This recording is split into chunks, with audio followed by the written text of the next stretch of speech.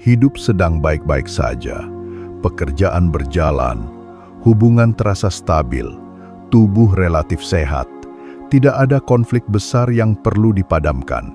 Namun justru di tengah kelancaran itu, ada rasa aneh yang muncul perlahan. Dada terasa sedikit kosong, napas terasa menggantung, dan muncul kegelisahan halus yang sulit dijelaskan. Seolah-olah ada sesuatu yang salah, padahal tidak ada yang benar-benar salah. Kita duduk di ruang yang tenang, tapi pikiran terus bertanya tanpa suara, mengapa rasanya tidak sepenuhnya utuh? Di titik inilah pertanyaan yang jarang berani kita ucapkan muncul. Mengapa kedamaian justru terasa mencurigakan? Mengapa saat tidak ada masalah, jiwa seperti kehilangan pegangan? Mengapa kita merasa lebih hidup ketika ada konflik, air mata, atau drama kecil yang mengaduk perasaan? Apakah mungkin kita telah begitu lama hidup dalam gejolak, sampai ketenangan terasa asing dan tidak nyaman? Perasaan ini bukan tanda bahwa kamu kurang bersyukur atau tidak tahu berterima kasih pada hidup. Banyak orang yang tumbuh dalam tekanan, kekurangan, atau ketidakpastian merasakan hal yang sama. Jiwa yang lama ditempa oleh kesulitan, seringkali tidak langsung bisa beristirahat ketika badai reda. Ada bagian dalam diri yang masih siaga, masih waspada, dan belum percaya bahwa keadaan tenang ini sungguh nyata. Apa yang sering kita sebut sebagai bosan, sebenarnya bukanlah kehampaan. Ia lebih sering adalah kedamaian yang belum familiar.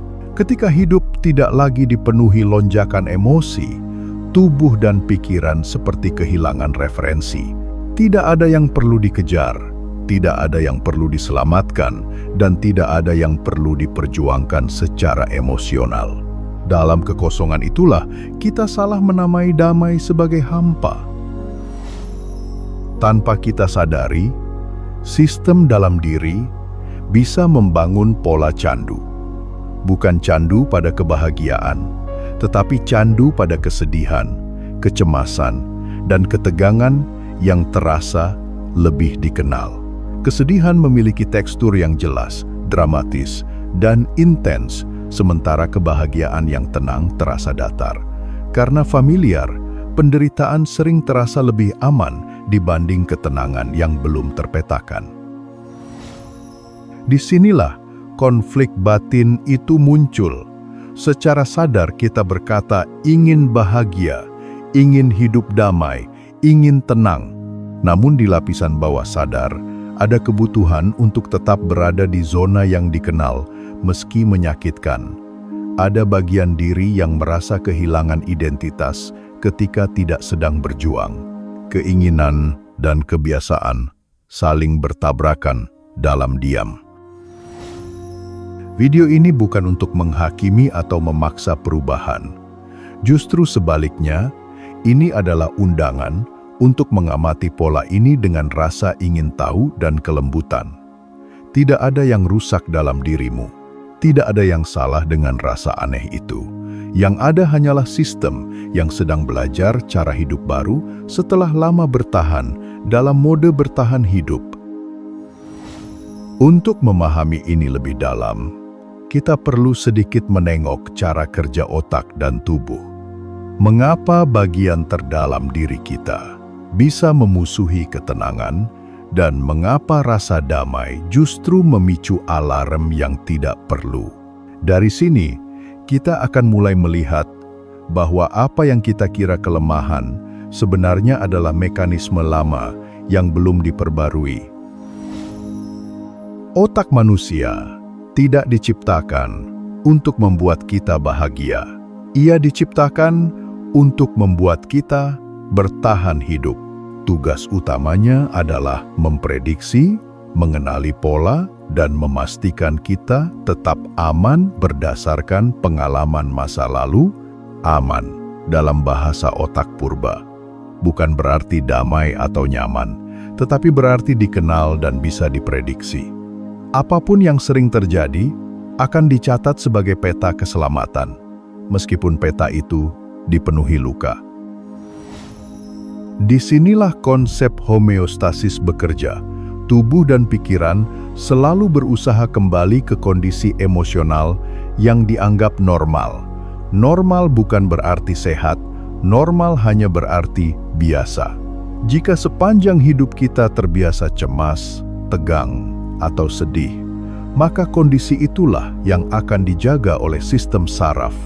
Ketika kita tiba-tiba tenang, sistem ini merasa ada yang tidak seimbang dan berusaha mengoreksinya. Bagi banyak orang, masa lalu yang penuh konflik, ketidakpastian, atau rasa kehilangan membentuk apa yang disebut baseline emosional. Chaos menjadi standar, kesedihan menjadi nada dasar. Dalam kondisi seperti ini, kedamaian bukan terasa sebagai hadiah, melainkan sebagai penyimpangan dari kebiasaan. Sistem dalam diri bertanya, mengapa sekarang terlalu sepi? Ada apa yang terlewat? Sistem saraf yang lama hidup dalam kewaspadaan tinggi sering salah menafsirkan ketenangan. Tidak ada ancaman yang terlihat justru dianggap berbahaya. Keheningan terasa mencurigakan. Tidak adanya konflik dibaca sebagai jeda sebelum bahaya. Tubuh yang terbiasa tegang tidak tahu bagaimana cara berelaksasi tanpa merasa lengah. Bayangkan seseorang yang bertahun-tahun hidup di tengah badai. Angin kencang dan hujan deras sudah menjadi keseharian. Ketika suatu pagi matahari terbit cerah dan langit biru terbentang, matanya justru silau. Tubuhnya kaget. Bukan karena matahari jahat, tetapi karena ia belum terbiasa dengan terang. Begitu pula dengan jiwa yang lama hidup dalam gelap. Perubahan menuju kebahagiaan sering ditolak bukan karena kita tidak pantas bahagia, tetapi karena kebahagiaan terasa asing. Dan bagi otak purba, sesuatu yang asing selalu berpotensi mengancam. Unknown berarti tidak aman. Maka tubuh memilih kembali ke rasa lama yang menyakitkan namun bisa diprediksi, daripada melangkah ke wilayah baru yang tenang tapi tidak dikenal. Dari sinilah sabotase diri muncul. Kita tanpa sadar menciptakan masalah kecil, memperbesar isu sepele, atau memancing konflik yang sebenarnya tidak perlu. Bukan karena kita suka menderita, tetapi karena sistem ingin kembali ke kondisi emosional yang familiar. Cemas terasa lebih aman daripada damai yang asing. Kesimpulannya sederhana namun dalam. Kita bukan takut bahagia. Kita hanya alergi pada rasa asing yang dibawa oleh kebahagiaan. Ketika ini dipahami, muncul ruang belas kasih terhadap diri sendiri. Yang perlu diubah bukan diri kita, melainkan peta lama yang masih dipegang oleh sistem yang setia tapi sudah ketinggalan zaman. Tubuh manusia bukan hanya kumpulan pikiran dan emosi abstrak, ia adalah pabrik kimia yang sangat canggih. Setiap emosi yang kita rasakan diterjemahkan menjadi zat nyata berupa hormon dan neuropeptida yang mengalir di darah dan diserap oleh sel. Sedih, cemas, marah, atau damai, semuanya memiliki jejak biologis. Karena itu, emosi tidak hanya dirasakan, tetapi juga dikonsumsi oleh tubuh. Ketika seseorang terlalu lama hidup dalam stres, drama, atau kesedihan, tubuh mulai terbiasa memproduksi hormon seperti adrenalin dan kortisol dalam jumlah tinggi. Zat-zat ini memberi sensasi waspada, tegang, dan penuh energi. Lama-kelamaan, sistem tubuh belajar bahwa inilah kondisi normal. Tanpa disadari, tubuh bisa mengalami kecanduan terhadap sensasi stres itu sendiri. Inilah mengapa rasa sakit yang tajam sering terasa lebih hidup dibanding kedamaian yang tenang. Kesedihan yang intens memberi sensasi kuat, ada denyut, ada tekanan, ada gejolak. Sementara ketenangan terasa datar dan sunyi. Bagi tubuh yang terbiasa dengan lonjakan kimia, kedamaian terasa hambar, seolah hidup kehilangan warna, padahal yang hilang hanyalah ledakan hormon. Saat hidup mulai stabil dan tenang, muncul perasaan bosan yang aneh. Ini sering disalahartikan sebagai tanda ada yang salah dengan hidup. Padahal, bisa jadi itu adalah gejala withdrawal atau sakau emosional. Sel-sel tubuh yang terbiasa dimandikan hormon stres kini menagih suntikan lamanya. Rasa gelisah itu bukan pesan jiwa, melainkan refleks biologis. Karena itulah, banyak orang tanpa sadar mencari gara-gara saat hidupnya baik-baik saja. Scroll berita buruk, mengulang kenangan menyakitkan, memutar lagu sedih, atau membayangkan skenario terburuk. Semua itu adalah cara halus tubuh untuk mendapatkan kembali emosi intens yang sudah menjadi kebiasaan kimiawinya. Di sini penting membedakan antara bahagia dan senang. Hormon kebahagiaan yang tenang seperti serotonin dan oksitosin bekerja lembut, stabil, dan tidak meledak-ledak. Sementara hormon stres memberi sensasi kuat dan cepat. Banyak orang keliru merindukan kebahagiaan, padahal yang dirindukan adalah intensitas. Ledakan emosi terasa lebih nyata daripada ketenangan yang halus. Maka, terbentuklah lingkaran yang melelahkan. Hidup mulai tenang, tubuh merasa bosan dan gelisah. Lalu kita menciptakan masalah. Setelah stres kembali muncul, ada rasa lega sesaat.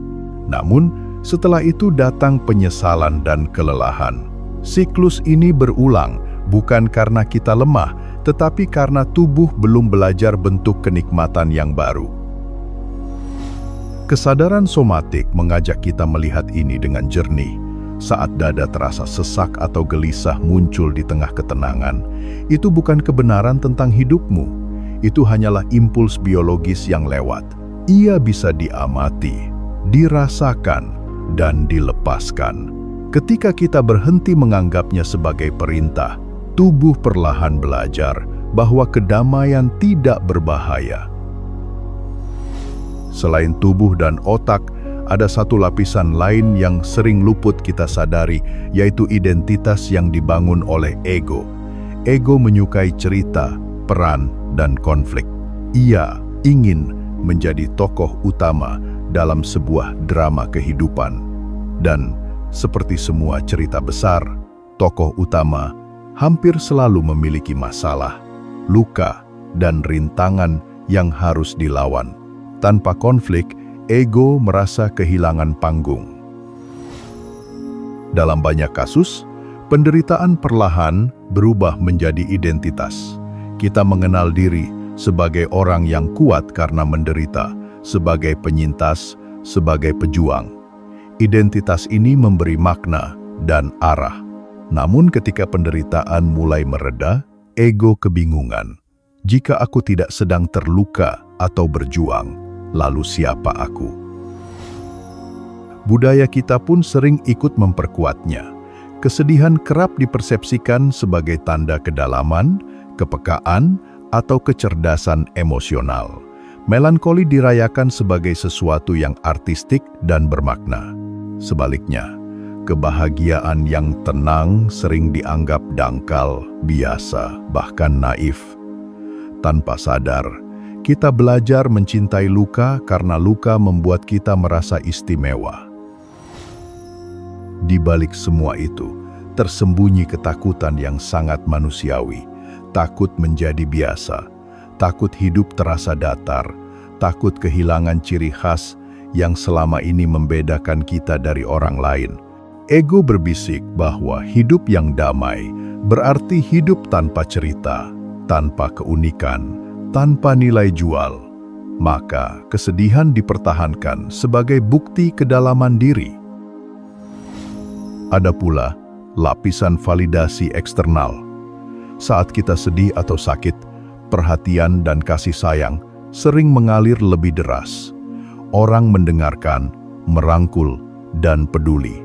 Tanpa disadari, sistem batin belajar bahwa penderitaan adalah jalan tercepat untuk merasa diperhatikan. Kebahagiaan yang tenang jarang mendapatkan sorotan yang sama. Di titik ini, sebuah pertanyaan penting perlu diajukan dengan lembut. Siapakah kamu jika kamu tidak sedang berjuang? Jika tidak ada luka yang perlu diceritakan? Jika tidak ada masalah besar yang harus ditaklukkan? Apakah keberadaanmu tetap sah, tetap bernilai, tetap layak dicintai? Kebahagiaan sering tidak memiliki narasi yang menarik bagi ego. Cerita biasanya berhenti saat semuanya baik-baik saja. Mereka hidup bahagia selamanya adalah penutup, bukan isi. Ego tidak menyukai akhir.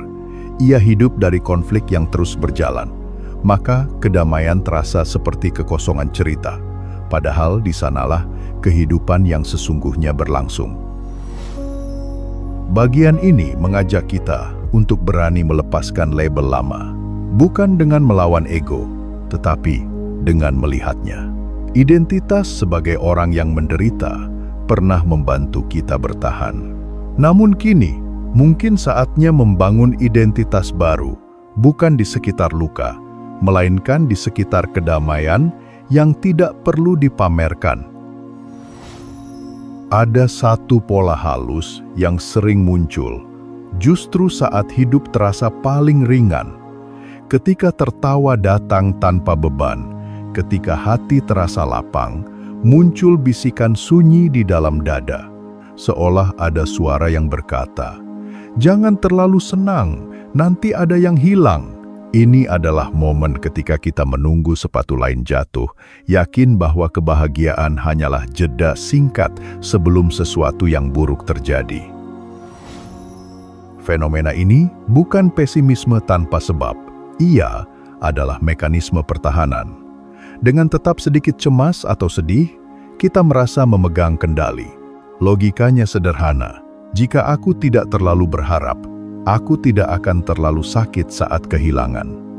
Kesedihan dipilih sebagai bentuk kontrol semu, cara untuk menumpulkan potensi luka di masa depan. Kebahagiaan menuntut kerentanan. Saat kita bahagia, dinding pertahanan turun, hati terbuka, dan ekspektasi tumbuh. Bagi jiwa yang pernah dikecewakan, kondisi ini terasa berbahaya. Lebih aman menutup pintu perasaan dan tinggal di wilayah netral yang dingin daripada membuka diri dan berisiko terluka lagi. Seringkali, pola ini berakar dari pengalaman lama. Momen bahagia yang tiba-tiba direnggut, kabar buruk yang datang setelah tawa, atau kehilangan yang menyusul harapan. Tubuh dan jiwa mencatat pola tersebut. Sejak saat itu, setiap kebahagiaan diperlakukan dengan curiga, seolah ia adalah tanda bahaya, bukan anugerah. Ada pula lapisan rasa bersalah yang tersembunyi, merasa tidak pantas bahagia ketika orang-orang terdekat masih berjuang, merasa bersalah tertawa ketika ada luka yang belum sembuh, baik di diri sendiri maupun di sekitar. Kebahagiaan lalu dianggap sebagai pengkhianatan, sesuatu yang harus ditekan demi kesetiaan pada rasa sakit lama. Karena ketakutan itu, sebagian dari kita memilih mendahului takdir. Kita merusak kebahagiaan sendiri sebelum ia direnggut. Dengan begitu, setidaknya kita yang memegang kendali atas kehancurannya lebih mudah menerima luka yang kita ciptakan sendiri daripada luka yang datang tanpa peringatan. Ada pula beban lain yang jarang disadari. Menjaga kebahagiaan terasa berat. Ada tuntutan untuk mempertahankannya, merawatnya, dan tidak merusaknya. Kesedihan terasa lebih ringan karena ia tidak perlu dipertahankan. Ia datang dengan sendirinya, tanpa usaha, tanpa tanggung jawab. Kesadaran akan pola ini membuka pintu kebebasan.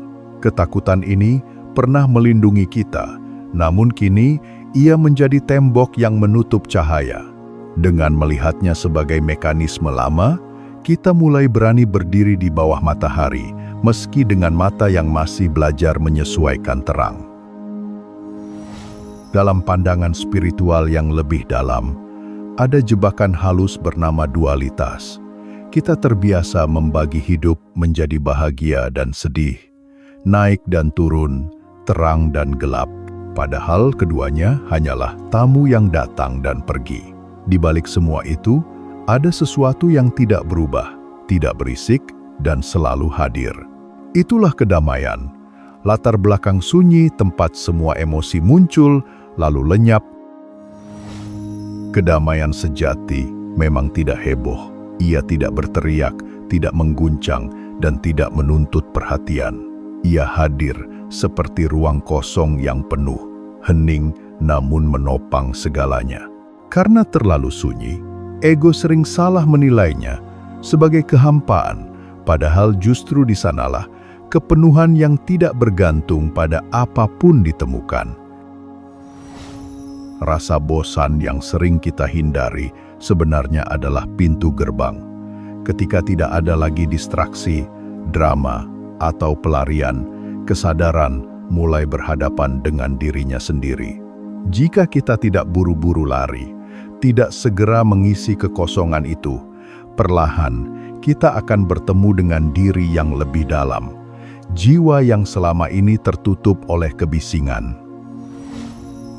Ego hidup di wilayah melakukan, sibuk, mengejar, memperbaiki, mengontrol. Jiwa hidup di wilayah menjadi, hadir, mengamati, menerima. Ketika kita dipaksa diam oleh ketenangan, ego merasa terancam. Kebosanan muncul sebagai bentuk protes. Ia adalah tanda bahwa ego sedang kehilangan kendali, sementara jiwa mulai mengambil alih ruang. Di titik ini, standar hidup pun perlu diubah.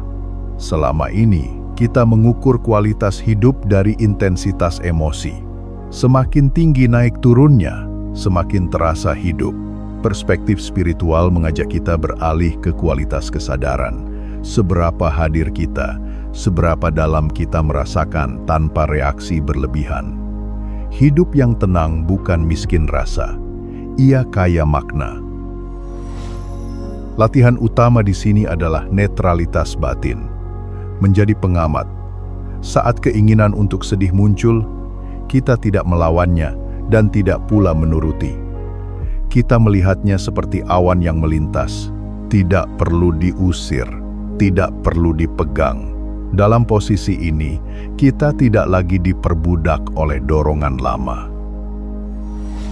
Dalam banyak tradisi spiritual, suara Tuhan, semesta, atau intuisi tidak terdengar di tengah keramaian batin. Ia muncul di sela-sela keheningan. Itulah sebabnya kita sering menghindari diam. Bukan karena diam itu kosong, tetapi karena diam membuka pintu pada kebenaran yang lebih dalam tentang diri kita. Kedewasaan spiritual bukan tentang selalu merasa bahagia. Ia adalah kemampuan untuk menampung kedamaian tanpa merasa perlu mengisinya. Mampu duduk di keheningan tanpa panik. Mampu hidup tanpa drama, tanpa merasa kehilangan makna. Di sanalah jiwa akhirnya pulang ke rumahnya sendiri. Langkah pertama dari perubahan yang nyata selalu dimulai dari kesadaran. Bukan kesadaran yang menghakimi, tetapi kesadaran yang jujur dan lembut. Saat dorongan untuk mencari drama muncul, saat pikiran mulai memancing kesedihan lama, cukup beri jarak sejenak dan akui di dalam hati, aku sedang kembali ke pola lama. Kesadaran ini sendiri sudah memutus sebagian besar kekuatan kebiasaan itu. Latihan sederhana namun menantang adalah duduk bersama rasa bosan itu. Ketika hidup terasa hening dan muncul dorongan untuk lari, menyalakan layar, atau menciptakan masalah, berhentilah sejenak. Duduklah 5 hingga 10 menit. Jangan melakukan apapun. Rasakan napas, rasakan tubuh, rasakan ketidaknyamanan tanpa berusaha memperbaikinya. Di sanalah proses pemulihan mulai bekerja. Tubuh yang lama hidup dalam kewaspadaan perlu diyakinkan ulang. Di saat-saat hening itu, bisikan pada diri sendiri dengan lembut, "Kita aman, ketenangan ini aman." Kalimat sederhana ini membantu menenangkan sistem saraf yang terbiasa curiga. Kita sedang mengajari amigdala bahwa tidak ada bahaya di balik keheningan. Tidak perlu memaksakan kebahagiaan besar atau euforia. Jiwa dan tubuh belajar lebih baik melalui dosis kecil. Nikmati hal-hal sederhana tanpa ambisi emosional. Secangkir kopi hangat, angin yang menyentuh kulit, napas yang masuk dan keluar, kehadiran penuh pada momen kecil, membangun ulang rasa aman terhadap kedamaian secara bertahap. Kebutuhan akan tantangan dan gairah tidak harus dipenuhi melalui drama emosional. Ia bisa dialihkan ke arah yang lebih membangun. Tantangan berkarya, belajar hal baru, bergerak dengan tubuh, atau melayani sesama.